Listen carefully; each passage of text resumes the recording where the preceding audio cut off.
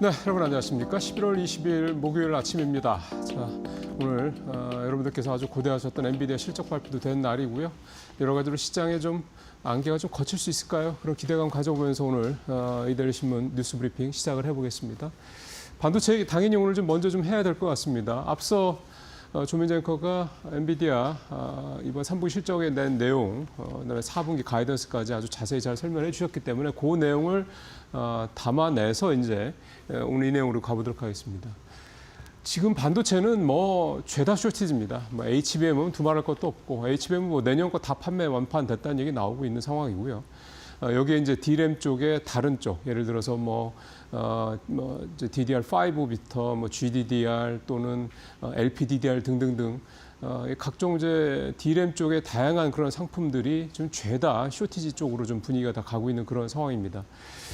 이렇게 반도체 공급 부족 사태 이게 좀 계속 심해지는 상황이다 보니까 삼성전자, SK하이닉스 두 종합 반도체사죠. IDC 두 회사의 대응이 지금 나오고 있는데 일단 한번 나온 거는 지난번 이제 대통령 그 주말 회동 때 나왔던 대규모 투자 얘기 일단 이게 시작이고요. 그래서 삼성전자 평택 P5 공장 재개하고 그동안 조금 이제 주춤하던 P4도 다시 이제 공사가 재개됐다는 얘기 좀 들리고 있고요. SK 같은 경우도 27년 뭐 상반기 정도가 될 것 같습니다. 용인 클러스터 이쪽 이제 가동 여부 중심으로 좀 투자 시작하겠다 이런 얘기 나오고 있습니다. 이게 이제 첫 번째입니다. 투자를 하겠다, 증설도 하고 신규로 이제 팹을 세우겠다 이 얘기가 있고 두 번째는 이제 공정 자체 전환을 이제 가겠다 이 얘기입니다. 이 두 가지 얘기가 지금 최근에 다 한꺼번에 나왔습니다. 공장을 짓는 거는 증설도 뭐 한 1년에서 1년 반 걸린다고 하는데 새로 공장을 짓는 거는 미니멈 2년 반에서 3년입니다. 그러니까 사실은 지금 당장 뭐가 이게 눈에 띄게 나타나 이렇게 보기는 어렵다는 얘기가 되는 거고요. 그러면 지금 당장 공급과 관련돼서 최대한 빠른 시간에 효과를 낼 수 있는 게 뭐냐? 결국 생산성과 효율성을 높이는 겁니다. 현재 작업에서. 그래서 사실 하이닉스나 이런 회사들 같은 경우 그동안에 테크 마이그레이션이라고 그래서 기존 장비를 가지고 그 안에서 효율성을 높이는 작업들을 지금 이미 해오고 있고요. 그래서 뭐 최근에 좀 계속 뭐 반도체 관련주들이 주춤하긴 했습니다만 한 2, 3주 전이요? 한 달 전? 뭐 이 정도 전에, 이 정도 때는 반도체 장비 중에서 이 테크 마이그레이션 하는 종목들, 예를 들어 유진테크 같은 종목들이죠. 이런 종목들의 주가가 단기간에 급등하는 모습을 보이기도 했었습니다. 그런데 지금 이제 삼성전자가 엊그제 얘기를 좀 했죠. 이 10세대 1나노, 10세대 10나노급 6세대죠. 10나노급 6세대 1C 요 DRAM 공정으로 좀 공정 전환을 하겠다 이 얘기를 했습니다. 이거는 삼성전자가 지금 제일 먼저 이 세 개, 그러니까 삼성, 하이닉스, 마이크론까지 이 3사 중에서 제일 먼저 공정 전환을 하는 거라고 좀 보면 되는 거고요. 이 작업을 본격적으로 진행을 해서 현재 월 6만 장 정도인 이 페이퍼 이 생산량을 월 20만 방까지 늘리겠다 이렇게 좀 얘기를 하고 있고요. SK하이닉스도 내년부터 본격적으로 작업을 진행해서 내년 말쯤 HBM을 제외한 나머지 작업은 이 1C 공정으로 들어가겠다 이렇게 얘기를 하고 있습니다. 그러니까 좀 빠르게 삼성과 SK가 차세대 공정으로, 그러니까 선단 공정으로 공정 전환을 좀 시작하고 있다 이런 얘기가 좀 되는 거고 이게 이제 이렇게 되면 삼성은 뭐 내년 상반기 후반이나 하반기 초, SK는 하반기 후반 뭐 이런 식으로 해서 이제 1C 공정으로 이제 이 메인 공정이 넘어가는 이런 효과가 나오고 그만큼 생산성이 또는 캐파가 늘어날 수 있는 그런 여지가 있다 이렇게 좀 말씀을 드릴 수가 있겠습니다. 중요한 거는 그러면 이제 이렇게 두 회사가 차세대 공정으로 공정 전환을 좀 빠르게 넘어가게 되면 어느 쪽에 이제 포커싱이 특히 소부장 쪽이죠 될 거냐라는 부분을 좀 살펴보면은요 EUV 이제 극자에서 노광기 쪽, 그다음에 드라이 포토레지스트 쪽. 드라이 PR 쪽이죠. 그다음 이 코팅 장비 쪽입니다. 드라이 포토레지스트 코팅 장비. 그다음에 레이저 열처리 장비, 레이저 어닐링이라고 보통 얘기를 하죠. 이쪽 웨이퍼 메모리 테스터하고 버닌 테스터 쪽. 테스터 쪽이 두 가지가 다 들어가고요. 그다음에 ALD라고 하는 원자층 증착 장비, PE라고 하는 플라즈마 식각 장비, 그다음에 CVD라고 하는 이 화학 기상 증착 장비 이런 증착 장비들하고 세정 장비 쪽으로 이제 장비에 대한 수요가 좀 나타날 수 있다. 그렇게 좀 볼 수가 있겠습니다. 그래서 이제 소부장 쪽으로 분위기들이 조금씩 옮겨간다는 얘기들 좀 계속 기대감도 나오고 있는데요. 이렇게 본격적인 증설, 또 신규 팹 건설, 그 다음에 테크 마이그레이션 등등등 뭔가 장비주들에 대한 어떤 그런 이 두 IDC의 어떤 여러 가지 투자들이 하나씩 가시화되고 있다. 이렇게 이해를 좀 하시면 되겠고요. 또 하나가 이 반도체 쇼티지 관련해서 추가로 하나만 더 말씀드리면 엔비디아가 요 며칠 사이에 굉장히 중요한 얘기를 하나 한 게 내년에는 AI 서버에 LPDDR 이 메모리를 쓰겠다, DRAM을 쓰겠다 이렇게 얘기를 했습니다. 이 LPDDR은 원래 휴대폰용으로 주로 사용되는 메모리 반도체 DRAM이거든요. 그러면 생각해 보시자고요. 이게 만약에 휴대폰으로 주로 쓰던 게 AI 서버 속으로 간다 그러면 AI 서버에 지금 뭐 여러분들 잘 아시는 것처럼 엄청나게 좀 에너지나 투자가 집중되고 있는 걸 생각을 하면 휴대폰으로 갈 원래 예정이었던 LPDDR 이 DRAM이 AI 서버로 갈 가능성이 높습니다. 가격도 더 쳐줄 수도 있고요. 이렇게 되면은 지금 DRAM 쪽에서 뭐 HBM 물론이고 뭐 앞서 말씀드린 GDDR7 뭐 그다음에 뭐 DDR 뭐 5 이런 식으로 계속 쇼티지가 일어나고 있다고 하지 않습니까? 그러면 이제 그동안 그래도 좀 덜 했던 LPDDR까지 쇼티지가 발생할 수 있다. 그러면은 DRAM 전반으로 이 쇼티지가 발생할 수 있다는 얘기는 결국 가격의 급등으로 이어질 수밖에 없는 상황이다. 그러다 보니까 적어도 내년까지는 SK와 삼성전자의 이 메모리 쪽에서의 이 어떤 수익이 굉장히 시장에서 예상한 것보다 더 커질 수도 있다. 실제로 엔비디아는 그렇게 되면은 2배 정도 가격이 오를 것이다. 이런 얘기까지 좀 하고 있습니다.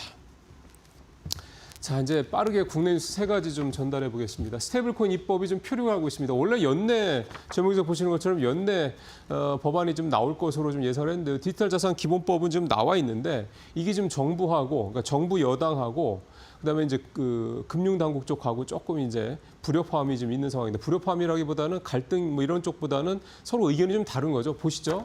발행 주체 문제, 해외 동향도 그렇고 국내 논쟁도 그렇고 학계에서도 별로 지금 이렇게 급하게 가는 거에 대해서 이렇게 긍정적으로 보지는 않습니다. 금융당국도 역시 학계랑 좀 비슷한 입장이라고 보면 되고요. 한국은행도 마찬가지입니다. 그러니까 발행 주체가 한국은행은 은행만 해야 된다 이렇게 얘기를 하고 있는데 정부 여당은 그럴 거면 스테이블코인 뭘 하냐 이런 거죠. 비은행을 포함해서 기업들한테도 지금 다른 데서 가는 얘기처럼 미국에서 나오는 얘기들처럼 기업들도 스테이블코인을 만들 수 있어야 된다 이렇게 좀 얘기를 좀 하고 있는 겁니다. 이 발행 주체 문제부터 시작해서 그다음에 한국은행이 또 최근에 보고서를 내서 이제 한국은행은 반대를 하는 거죠. 사실 따지고 보면. 자기네들 좀 그 디지털 이 통화도 좀 만들고 있으니까 젠순항이 좀 GPO도 매진됐다는 얘기를 했네요. 네. 이러다 보니까 한국은행에서는 일단 기본적으로 반대 입장이라고 보시면 되는 거고 금융위도 상당히 좀 한국은행 입장이 조금 이제 약간 이제 결을 좀 비슷하게 하는 분위기입니다. 가장 또 한국은행이 중요하게 얘기하는 거는 소비자 보호 대책이 아직까지는 좀 전무하다 이런 얘기를 하는 거고 이러다 보니까 정부나 여당 또는 이제 업계에서는 이러다가 미국의 테더라든가 이런 쪽에 다 뺏긴다 시장 이렇게 얘기를 좀 하고 있는 거죠. 스테이블 코인이 왜 이재명 대통령이 대선 공약으로 넣었었느냐. 결국 AI 소버린 AI를 하겠다는 것처럼 스테이블 코인도 소위 말하는 소버린 스테이블 코인을 하겠다 이 얘기거든요. 원화 스테이블 코인을 만들겠다라는 게. 그러니까 이제 이 부분과 관련해서 좀 계속 이거 가지고 지금 벌써 몇 달째 공방이 벌어지는 상황이기 때문에 이렇게 되면 사실은 부처 간에서는 결론 못 냅니다. 결국 또 대통령이 뭔가 결론을 내줘야 되는 상황으로 또 가는 게 아니냐 이렇게 생각이 좀 듭니다. 자, 은행주 얘기 좀 해보죠. 사실 스테이블 코인도 마찬가지긴 합니다만 역시 이 은행주도 역시 형이 좀 여러 가지로 좀 긍정적인 얘기와 좀 부정적인 얘기들을 좀 혼재하고 있는 그런 상황입니다. 일단 주가를 보면 많이 사실은 올랐습니다. 은행주들도 올해 들어서 약 한 52% 가까이 올랐는데 문제는 은행주보다 코스피가 더 올랐다는 거죠. 코스피가 지금 최근에 좀 조정을 받아도 63% 오른 거니까요.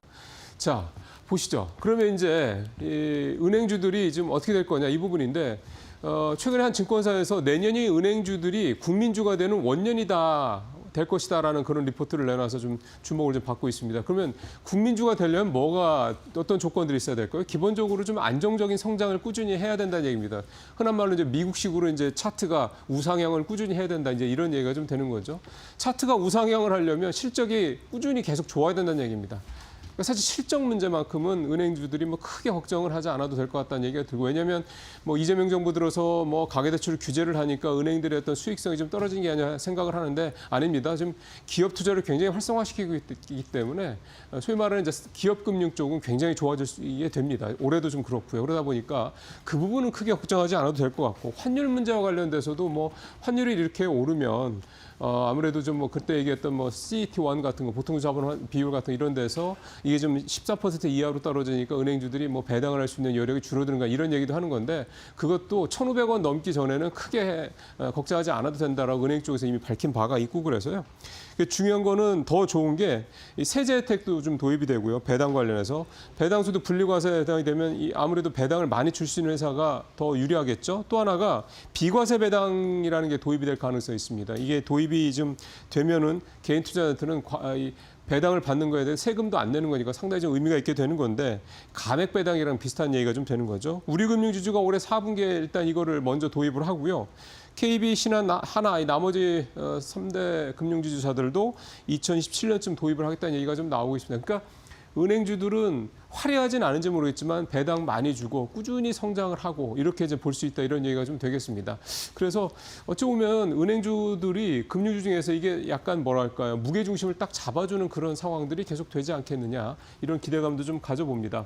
그러니까 우리가 은행주가 좀 뭐 반도체라든가 뭐 이런 뭐 조방원전 같은 이런 섹터들처럼 주도 섹터가 되지는 힘든데, 화려하진 않지만 문득 보면은 그새 이렇게 주가가 올랐어, 이런 어떤 기분. 그 다음에 배당을 많이 받고, 배당 이렇게 많이 들어왔어, 이런 어떤 종목으로 좀 성장하고 있다, 이런 얘기를 좀 말씀드리는 겁니다. 마지막은 이제 IMA 종합투자계좌 이건데, 이 좀 자격을 갖춘 2개 회사가 선정이 최근에 됐죠. 한투하고 미래에셋 두 회사가 좀 됐는데요. 보시죠, 표를 한번.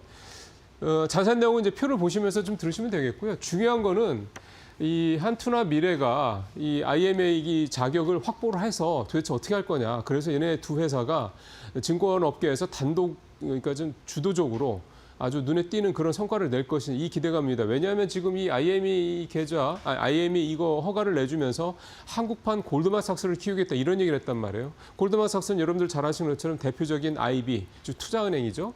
이거를 과연 이제 두 증권사가 할 수 있겠느냐라는 건데, 한투는 굉장히 적극적입니다. 그래서 좀 뭔가 좀 여러 가지를 해보려고 노력을 하고 있고, 미래에셋은 좀 신중하긴 한데, 미래에셋도 뭐 기본적으로 또 다양한 어떤 투자를 통해서 수익을 끌어올리겠다는 얘기를 좀 하고 있는 거고요. 근데 중요한 거는 원금 보장 부담이 좀 있고요. 그 다음에 정부가 모험 자본에 의무적으로 자금을 투자를 해야 된다라는 좀 조건을 좀 내걸었습니다. 그다음에 부동산 투자도 제한을 했고요.